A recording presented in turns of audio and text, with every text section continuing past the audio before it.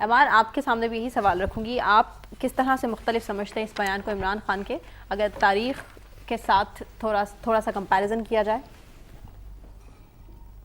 Last week भी हमने बात की थी, बाकी साथी भी सारे जिस तरह बात कर रहे हैं, ये तो वही पावर पॉलिटिक्स है कि क्योंकि अब आप पावर का सेंटर आप हो, तो आप इस तरह की धमकी लगा सकते हो। पहले कोई और थे, वो लगाते थे।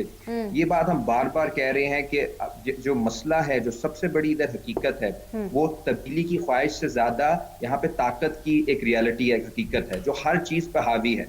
जो भी इक़्तिदार में आता है, इस सारे ब्यूरोक्रेट्स के इर्द गिर्द घूमने लग जाते हैं, पुलिस इर्द गिर्द घूमने लग जाती है। जो आप पॉलिटिकल पावर है, वो ओवरवेल्म कर देती है एग्जीक्यूटिव को।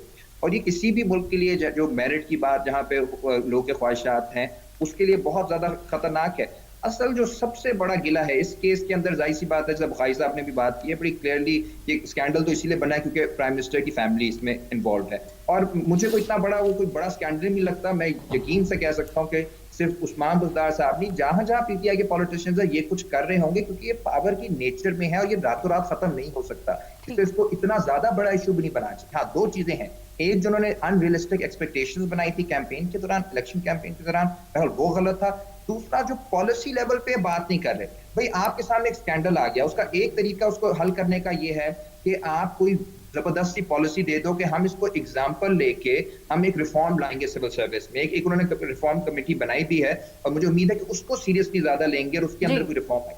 दूसरा ये है कि आप सामने आ जाओ और ये गिमिक्स करो, आप उसको धमकी दे दो उसको। ये शहबाज शरीफ भी इस तरह करते थे, हथकड़ियां लगवा देते थे, डिसमिस कर देते थे।